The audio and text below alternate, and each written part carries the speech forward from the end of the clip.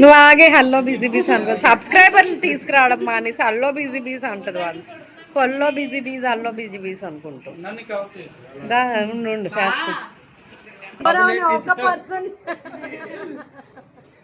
So ఎవరో ఎవరో అని చూస్తున్నారు కదా సాధు కాదు ఎవరు కాదు మా అన్నయ్య అండర్స్టాండింగ్ ఏదేది ఆగాదు హలో విజిబీస్ welcome back to my channel Purnima and rather stories. నా ప్రీవియస్ వ్లాగ్లో అయితే హల్దీ ఫంక్షన్ ఎలా జరిగిందని అయితే చూసేసారు కదా, చుట్టాలందరం కలిసి ఎంత ఎంజాయ్ చేసామో మొత్తం చూసేసారు కదా. ఇన్ కేస్ ఆ వీడియో ఎవరైనా చూడకపోతే చెక్ చేసేసాయండి. సో అందరం కూడా మా మామయ్య వాళ్ళ ఇంట్లో ఉన్నామని చెప్పాను కదా. హల్దీ అయిపోయిన తర్వాత ఆ రోజు నైట్ అందరం కూర్చొని డిన్నర్ అయితే చేసేస్తున్నాము. అండ్ నా స్లాంగ్ ఏంటి ఇంత వెరైటీగా ఉందని అనుకుంటున్నారు కదా. పుట్టింటికి వెళ్ళిన తర్వాత మన నేటివిటీ అనేది ఆటోమేటిక్గా బయటపడిపోతుంది. సో అలానే నేనేదో కవర్ చేస్తున్నాను అని కాదు, బట్ నేను ఉన్న ఏరియాని బట్టి అక్కడ వాళ్ళు ఏ స్లాంగ్ మాట్లాడితే ఆ స్లాంగ్లో నాకు రెస్పాండ్ అవ్వటం అనేది నాకు అలవాటు. వెస్ట్ గోదావరి వాళ్ళతో వెస్ట్ గోదావరి స్లాంగ్లో మాట్లాడతాను, అండ్ మా ఊరు వెళ్ళినప్పుడు మా ఊరు స్లాంగ్లో మాట్లాడతాను. హల్దీ రోజు నైట్ డిన్నర్ అయిపోయిన తర్వాత అక్కడే మా ఇంకొక మామయ్య వాళ్ళు ఉంటారు. సో వాళ్ళ ఇంటికి అయితే వెళ్ళిపోయాము. ఇంకా అక్కడే రిలాక్స్ అయ్యి మార్నింగ్ లేచి రెడీ అయ్యి ఇంటికి అయితే వచ్చేసాం. అండ్ ఇక్కడైతే అందరూ కూడా మార్నింగ్ లేచి ఫంక్షన్కి రెడీ అవుతున్నారు. అండ్ మా జెస్సీకి అయితే మేకప్ ఆర్టిస్ట్ని హైర్ చేసుకున్నారు. అందరూ ఎవరికి వాళ్ళే రెడీ అవ్వడంలో బిజీ ఉంటారు కాబట్టి ఏ ఇబ్బంది ఉండకూడదని తనకైతే వాళ్ళ మమ్మీ ఆల్రెడీ మేకప్ ఆర్టిస్ట్ని మాట్లాడేసింది. అండ్ మిగతా వాళ్ళందరం కూడా ఫంక్షన్కి క్విక్గా రెడీ అనుకుంటాం కానీ ఏదైనా ఫంక్షన్స్ వస్తే మన లేడీస్కి ఎన్ని కష్టాలో కదా. ఏ సారీ కట్టుకోవాలి, ఏ జ్యువెలరీ వేసుకోవాలి, ఏం హెయిర్ స్టైల్ చేసుకోవాలి, ఎలా రెడీ అవ్వాలి, ఇలా మల్టిపుల్ థింగ్స్ మైండ్లో రన్ అవుతూనే ఉంటాయి. నాకైతే అతడు మూవీలో త్రిష డైలాగ్ లాగా అయ్యో దేవుడా నాకు ఎందుకయ్యా ఇంత అందాన్ని ఇచ్చా అనే డైలాగ్కి కొంచెం ఇంప్రవైజేషన్ చేస్తే అయ్యో దేవుడా మా ఆడవాళ్ళకి ఎందుకయ్యా ఇంత కష్టాలు ఇచ్చావు అని అయితే నాకు అనిపిస్తుంది. సో ఫన్నీ వర్షన్లో నేను మాట్లాడుతున్నాను. Don't take it in an other way. మళ్ళీ నన్ను వేసుకోకండి కామెంట్స్లో. నేనైతే క్యాజువల్గా ఫన్నీగా ఉండాలి అనుకుంటున్నాను ఈ వ్లాగ్లో. సో అందుకే ఇట్లా మాట్లాడుతున్నాను. అండ్ నేనైతే కొంచెం రెడీ అయిన తర్వాత ఇక్కడ మా జెస్సీకి అయితే ఆర్నమెంట్స్ అయ్యి పెడుతున్నాము. అండ్ ఆ రోజు అయితే నాకు అస్సలు హెయిర్ స్టైల్ సెట్ కాలేదు. ఒక 2-3 రకాల హెయిర్ స్టైల్స్ చేంజ్ చేశాను.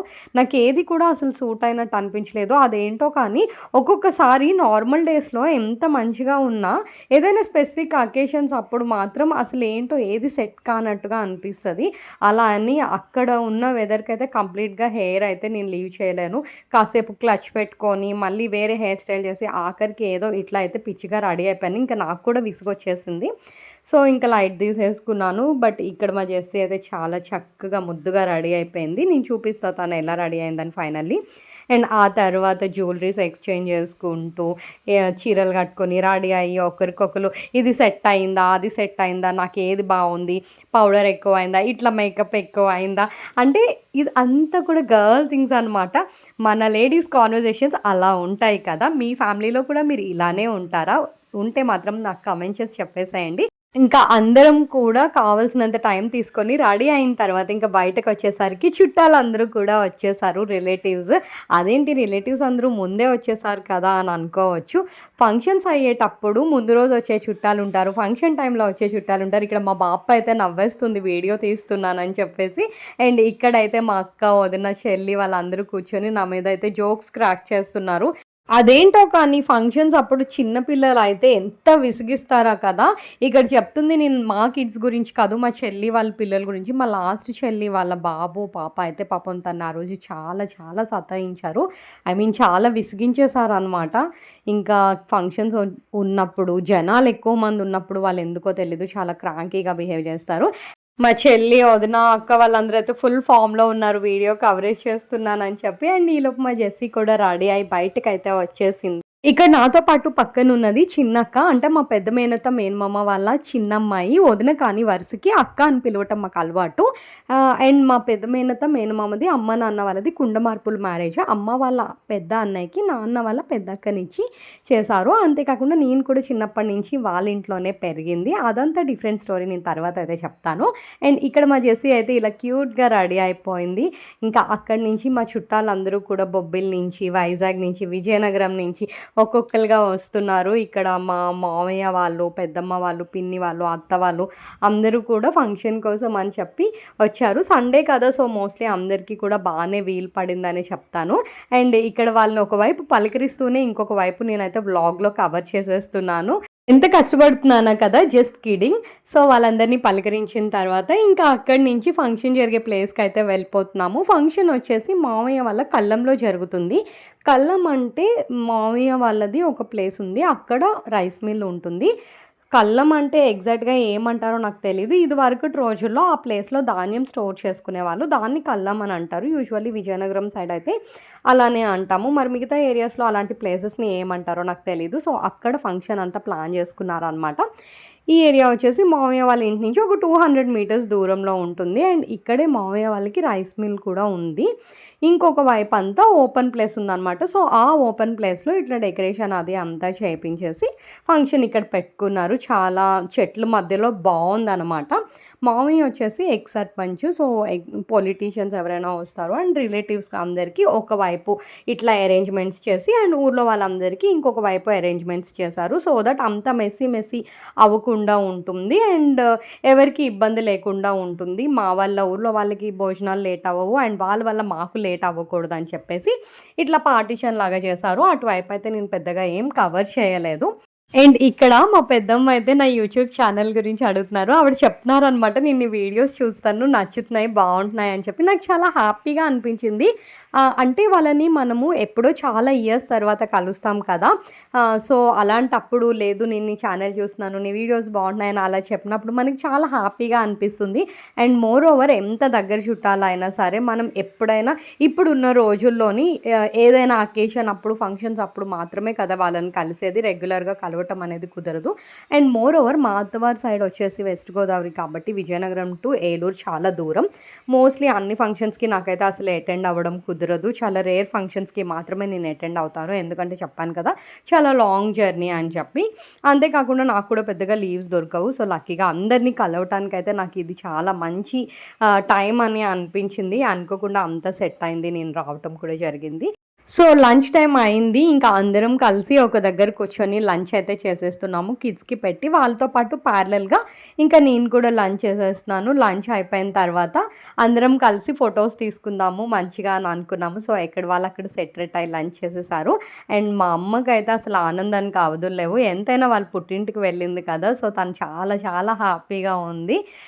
ఇక్కడ అమ్మ నాన్న అయితే జెస్సీతో ఫొటోస్ తీసుకున్నారు. సో ఒకళ్ళ తర్వాత ఒకళ్ళం అందరం కలిసి ఫొటోస్ అయితే తీసుకుందాం అని చెప్పేసి అనుకున్నాము.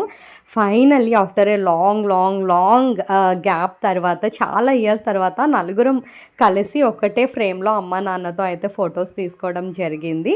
చాలా హ్యాపీగా అనిపించింది. అండ్ ఆ తర్వాత ఇక్కడ మా సిస్టర్స్ అందరం కలిసి ఒక పక్క రచ్చ చేస్తున్నాము.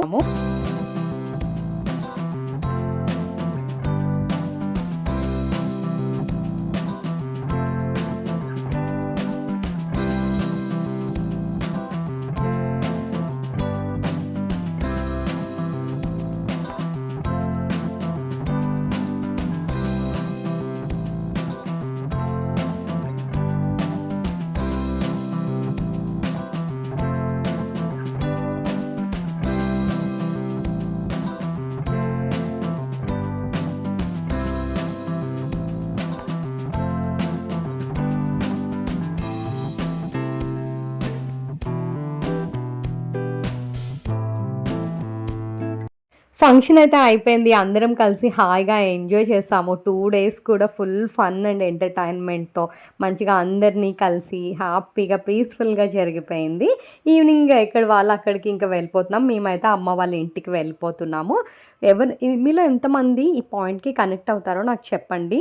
ఏదైనా అకేషన్స్ వచ్చేటప్పుడు, వెళ్ళేటప్పుడు ఎంత ఎక్సైటింగ్‌గా ఉంటుందో, అకేషన్ అయిపోయిన తర్వాత అయ్యో! అప్పుడే అయిపోయిందా ఇంటికి వెళ్ళిపోవాలా అని కొంచెం దిగులుగా అనిపిస్తది కదా! సో, సేమ్ ఫీలింగ్ అనమాట. నేనొచ్చిందే చాలా తక్కువ డేస్ లీవ్ మీద కాబట్టి ఇంక కుదరదు. అంతే కాకుండా ఇంకా మావయ్య వాళ్ళు కూడా మీరసలు ఎప్పుడో వస్తారు కదా! అప్పుడే వెళ్ళిపోతున్నారు. కొన్ని డేస్ ఉండొచ్చు కదా! అని అడిగారు. బట్ తప్పట్లేదు ఇంకా వెళ్ళాలి. అమ్మ వాళ్ళ ఇంట్లో కూడా ఇంకా ఉన్నట్టు అసలు అనిపించదు కదా! అందుకనే వెళ్ళాము. ఇక్కడైతే మా మావయ్య వాళ్ళ పొలాలు చూద్దామనేసి ఆన్ ద వేలో ఇంకా పొలాలుంటే అలా చూసి వెళ్దామని చెప్పి ఇక్కడైతే ఆగాము. మా అమ్మకి మొత్తం నలుగురు అన్నయ్యలు. అయితే ఒక మావయ్య చిన్నప్పుడే చనిపోయారు. ఇంకొక మావయ్య పెళ్ళైన ఒక 3 ఇయర్స్‌కి చనిపోయారు. ఆ తర్వాత నాకు తెలిసిన తర్వాత ఇద్దరు మావయ్యలే. ఒకటి ఈ సెకండ్ మావయ్య, ఈ ఊర్లో ఉన్న మావయ్య. అండ్ మా ఫస్ట్ మావయ్య వాళ్ళ ఇంట్లోనే నేను పెరిగాను చిన్నప్పటి నుంచి కూడా. ఆ పెద్ద మామయ్య అయితే ఒక 2, 3 ఇయర్స్ బ్యాక్ ఎక్స్‌పైర్ అయిపోయారు. ఇక్కడ ఉన్నదొచ్చేసి రెండో మావయ్య. మా మూడో మావయ్య వాళ్ళ ఫ్యామిలీ కూడా ఇదే ఊర్లో ఉంటారు. మా బాప వాళ్ళ ఇంట్లోనే నైట్ స్టే చేశామని చెప్పాను కదా! సో, వాళ్ళే. ఇంకా అక్కడి నుంచి లాట్స్ అండ్ లాట్స్ ఆఫ్ మెమరీస్‌తో వెళ్ళిపోతున్నాము ఇంటికి. నాకెందుకు ఇంత ఎమోషనల్ అవుతున్నాను అంటే, లైక్ మేమొచ్చేది చాలా ఇయర్స్ తర్వాత వస్తాము. ఒక 5 ఇయర్స్, ఓ 7 ఇయర్స్ తర్వాతే వస్తామనమాట. ఎప్పుడు పడితే అప్పుడు రాము కదా! సో, అన్ని ఇయర్స్ తర్వాత వచ్చేటప్పుడు ఎవరికైనా సరే ఎమోషనల్‌గా కానీ, ఎక్సైటింగ్‌గా కానీ ఖచ్చితంగా అనిపిస్తుంది కదా! సో, అలానే నాకు కూడా అనిపించింది. అండ్ మేము వెళ్ళేటప్పుడైతే వెదర్ చాలా చాలా ఆసమ్‌గా ఉంది. భలే అనిపించిందనమాట. And yeah! This is all about my family and function event. ఈ వ్లాగ్ మీకు నచ్చినట్లయితే give a big thumbs up. And అంతే కాకుండా మరిన్ని ఇంట్రెస్టింగ్ వీడియోస్ కోసం సబ్స్క్రైబ్.